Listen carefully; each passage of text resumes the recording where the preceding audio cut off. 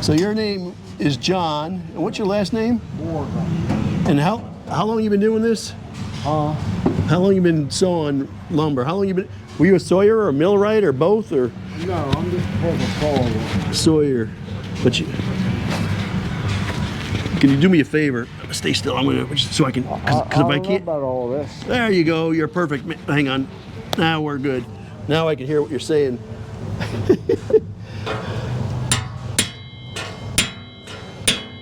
And I'm going to ask dumb questions because I don't know. Our swaging tool looks just like yours, and there's two sides of it. Yes. And when you put the file that way, you're comparing it to see how far. I'm just checking the width of the tooth. To make sure it's the same. Yes. Got it. You see the board, you'll see one tooth that's wider than the other. Yes. So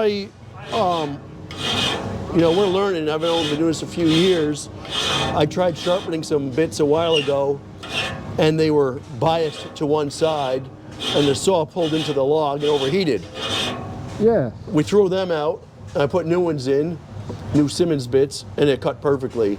So that's when we started realizing it's really important to make them symmetrical. Yes, they got the.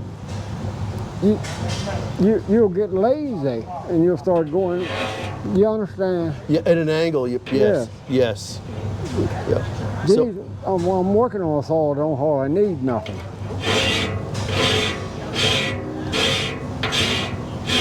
I'm just brushing it up. that's right. That's right. And this is a 48-inch saw. Yes. And I see you kind of you take the belt off the drive pulley just so if anybody starts it up, it doesn't Yes. create a problem and cut your leg off or something. Yeah. Because we had experience with before, a long while ago, 70 years ago or something.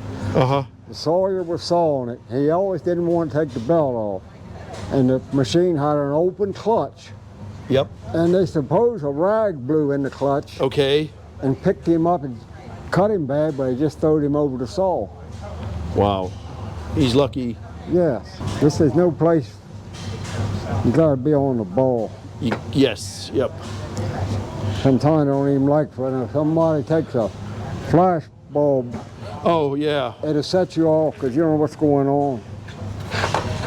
So, John, I've got a question because you guys are all volunteers here. Yes. And you said it, and it catches my attention, that you got to be on the ball here. Not everyone's on the ball where we run our sawmill.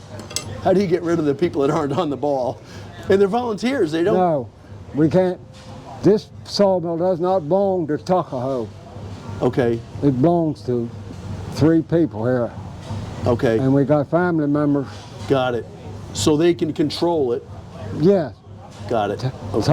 All we got on Tuckahoe's ground, but Yes. Tuckahoe, we pay all expenses and everything for this sawmill. So you buy the bits. If you need anything, you pay for all that. out of our pocket. Got it. Okay, okay. Yes. Yep. And I'm training my grandson to take it over and do it. I mean, And how old are you, John?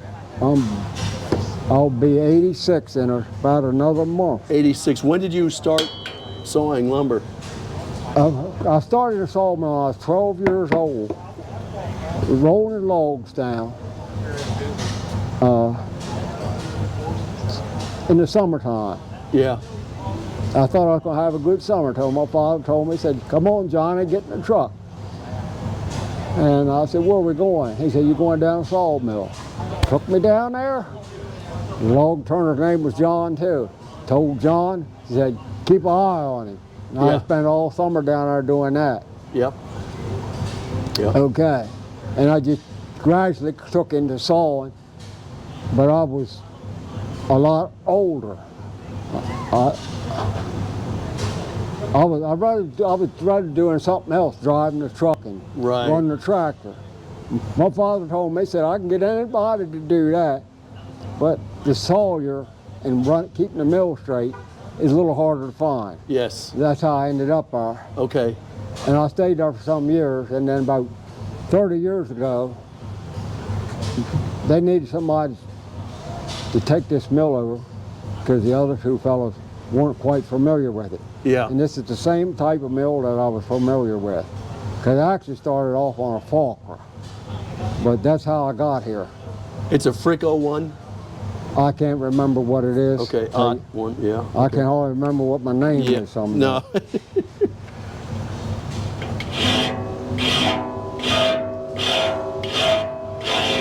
But the sawmill's cutting well. Yeah. Because that's only a, I don't know, how many horsepower is this tractor? This is not that big of a tractor. That's probably 60 horsepower. Okay, so a little bit more than the one you had yesterday, the case. Yes. Yes. And 60 horsepower cuts these pretty well. Doing pretty good. You got to realize this is just for a show. Yes. No production or nothing. No, I get it. Yes, this is a little less than what I was used to when I did it. When you did it, what did they have for a power unit? 671 Detroit. Yes. And Yep. a 60-inch saw. Did you run the 60-inch all the time? Yes, Okay. because you had to be careful because the logs were debarked. And in the summertime or springtime, the bark would pop off. They'd be slippery. Yeah. Because you had to be careful. You laid up on it too hard, you try to screw the log on the carriage. Okay. Yes, and you Yep. couldn't undog them too soon. Yep. Before the carriage stopped, they'd want to slide back. So there's a local sawmill. We live on the other across the bridge. Yes, There's a sawmill close to where we operate called Garmin Brothers, yes. and they've got a 150 horsepower electric motor, 3-phase. And I was talking to the guy, and he said they've got a 48, 56, and a 60. Yeah. He says they hardly ever use a 60 because, and I think you were saying this yesterday, you put the bigger the saw, the more problems there are, Yes. and the more things show up. Yes. But you ran a 60-inch pretty much all the time? Yes, just about 60 all the time. Wow. Okay. We saw some big red oaks. Yeah, and that 671's a nice engine though. We saw a lot of red oak for Hershey chocolate. They made crates out of them. Okay. It'd have to be sawed and set on the yard, air dried to a certain temperature. Yep. They made these crates to put chocolate in to ship them overseas on kind of some type of the flavor wouldn't. I don't know exactly what it was, but the inspector had to come there and check the moisture and stuff. Then we saw a lot of flooring. How many logs did you guys do a day, or how many truckloads of logs? I don't know, depends. Sometimes they came out right out of the woods. This Yeah. sawmill was put right in the woods. Yeah. And like nowadays, we saw railroad ties, a lot of railroad ties, Okay. a lot of switch ties. Yeah. What type of wood are the ties made? Are they gum? Hard. I can't remember. Yeah. Either gum or hickory, they wouldn't take it They wouldn't take hickory. because they straighten the S-arms out. Got it. In Got the it. end. Yep. And they wouldn't take white oak. They wouldn't take white oak? Because they couldn't get creosote in it Oh, that's funny because it's rot-resistant wood. Yeah. because it's got some kind of a paste across the grain inside. The pores are closed. Yeah. Yes, so Yep. they wouldn't take them. Yep. Yeah, But red oak will. Yeah, you're And we right. saw a lot of switch ties. The switch ties were 7x9s. When I saw them, it was like they started. I can't remember, like 9 foot, 9'6", the 6-inch intervals up, mostly up to I can't remember, like 22 foot. Right. These logs were piled up with horses, Yeah. and a little before my time, they had Caterpillar 22s. They put them on a sled. Before they had arch, put them Right. on a sled and drug them up to the mill. Okay. Then we had log arches. Yes. Then later on, we had M farm tractors with log carts where we picked a whole bundle. They were already cut the Oh, a whole length. bundle. Wow. Yeah. That's a big log arch. They were already cut the length in the woods. Yeah. And sometimes we had it with a crawler with the arch. We drug the whole log up to the log ways. Got it. You got to realize How- that was a long while ago. How long were the logs? How big were the logs you're usually doing? All depends on how I explain that. Depends what the orders were. Okay, yeah. Yep. Yeah, we do a lot of 9-foot logs to make 8-foot boards, but like we did fence boards. I needed fence boards a while ago, 3,000 foot of fence boards. I wanted 17-foot logs. I thought they were mostly like 16 foot. Well, they are, but I do 17-foot trees or logs, so I get a little bit of extra. You know what I mean? In case, because you want to be able to cut a little bit off at the end. Now, Ideally, they're 16, but we make them 16 and a half or 17. Okay, because these logs, when you cut them, they're like 3 inches longer than they should be. Yes, yeah, exactly. Then when they go through the end trimmer. Yep. Now, when you were operating a sawmill, would you just change the saw out and have somebody else put new bits on it or sharpen it? Or did you shut things down? No, take the saw off. Had a couple saws. Okay. Take it off and have somebody else work on it? Yeah. That way you don't stop production? Right. Okay. And that's what the fellows at this local sawmill, they call it local, but they saw logs for money. And he said when they have a bunch of hardwood come in, like a red oak or white oaks come in, they'll just put brand new bits on there. And it's not worth their time to play around with it. So pull out the saw, put another saw on it with new bits, and they know it's going to work right. And sometimes they didn't do that, or didn't have another saw. But yes. They, my father was good enough. He swaged the thing that wouldn't have to sharpen it. Got it.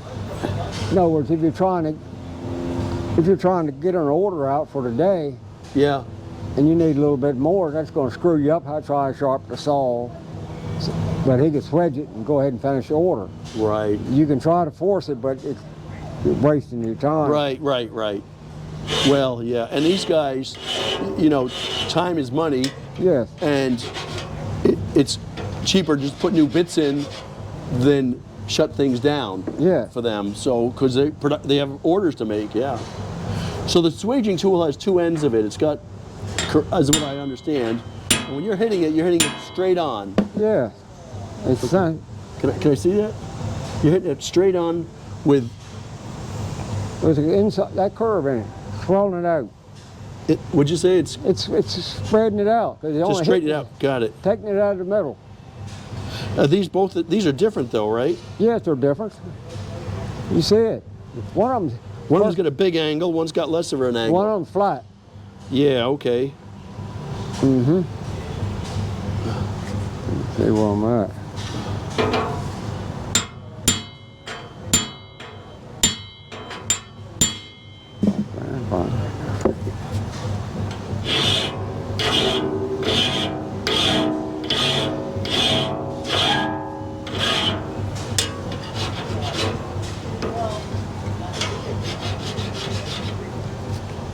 Like I say, this saw really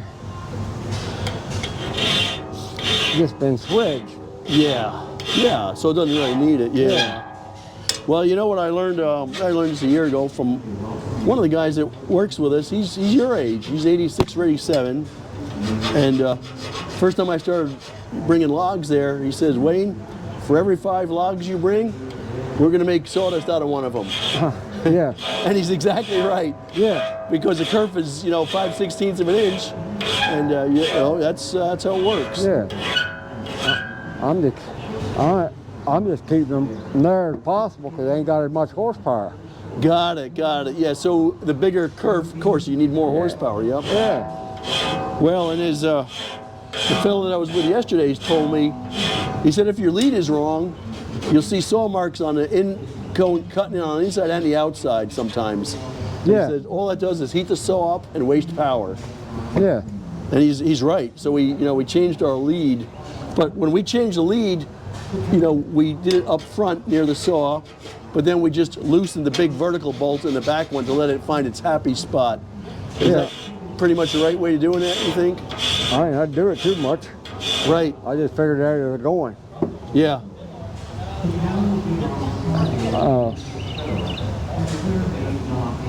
Well, these guys are lucky to have you here to help out. That's for sure. I'm trying to get out of it. Well, I hope some of the younger guys are learning a little bit. Yeah. But learning how to file is not a 5-minute education. No. It's not a 5-minute class. I mean, screw up on if you're going to be a machinist, you're going to practice filing for 6 weeks straight until they are comfortable that you know how to run a file and make a straight cut. Yeah.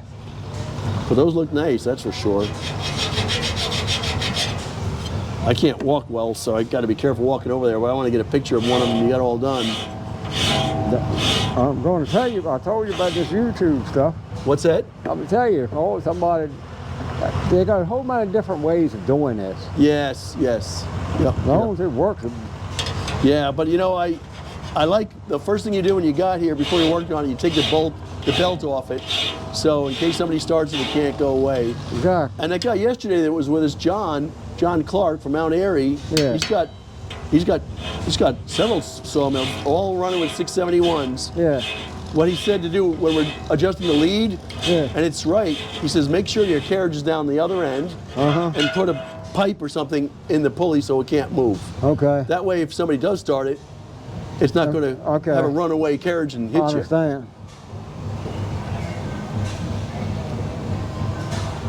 So we had a log turner. When he wanted to go one side of the log waste, you had to keep an eye on him. He always wanted, he didn't want too lazy to get across it or go under it. He wanted to go around the end of it. Okay, Yeah. around the front end of it here. Right, end of that log way. Went around the end of it. Yep. You know, because this little mill here is set up too low for what I'm used to. It's set up lower than the ones I've seen, yeah. Yes. Them guys, we have a little platform there. Yes. You can bend underneath that log. We had to pit the man Okay, standing, okay, roll okay. log across his head. Jeez. Yeah. Wow.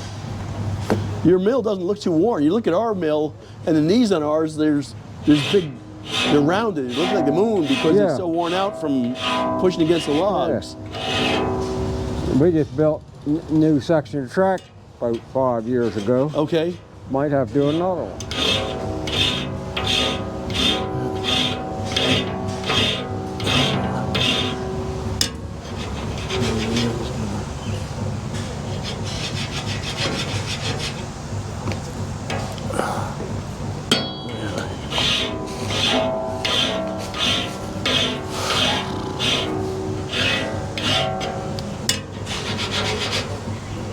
Let's see if I can. Here, a little hard to get the.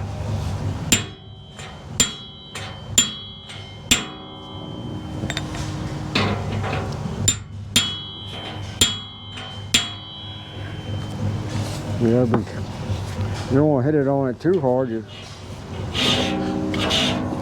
stretch the saw.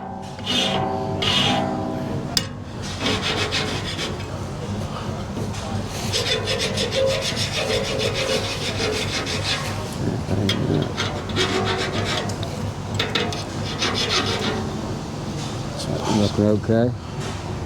We'll eat the.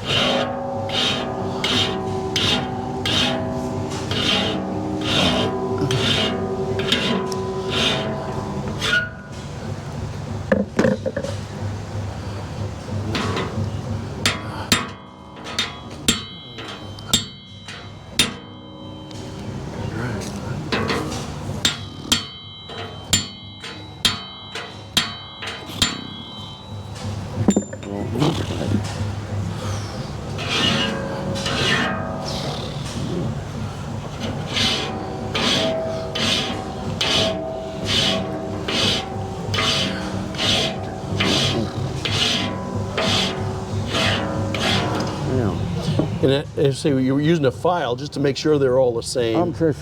And you don't want to put too much kerf on them. But when you're hitting them with the swaging tool, Yeah. how much does it bring them out? A few thousandths of an inch maybe, or I don't know. not much, huh? Not much. I can overdo it. I know that. Yeah, okay. And if you overdo it, yeah.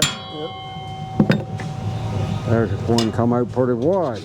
Yeah. So if it comes out too wide, you'll hit the file and file it down a little bit, make it a little bit smaller. Yeah. Okay. That's wasting my damn tooth. Yeah. Yep. I'm old. I can't hardly. It wears me out. And you just lock the saw in with your left leg. Yeah, so it's not a big boom, boom, boom. Yeah. No, I get it. Yeah, because you can tell when it's sharp because it's. Yes. That's too funny. I'm going to turn this off in a minute. I wish it would. Yeah. Well, you're a good sport, man. I appreciate it. But like I told you, Well, different ways to do it. There's different ways of doing it, but you know, well, like I said, the guys who sold me, I buy them from Payne I think in Georgia. Yeah. BH Payne. There's good people, but like he said for an operation like ours, he said it's not worth you swaging them because for the cost of new bits, just buy new bits. But like you just said, you need some horsepower if you got new bits because it's a bigger kerf. Yeah. But this show is to show people how it was done. Exactly. Yeah. Well, John, thank you so much for your time. Shake my hand, man. I appreciate it. Yeah. How far are you from here? Me? Not 5-6 miles. So you're close at least, yeah. And these bits look nice. Thank you to the folks at Tuckahoe, and thank you to John Borga for teaching us how to swage the bits and some of his words on wisdom about operating a sawmill. Frankly, I had a great time doing this. I hope you all enjoy the video. Take care, guys.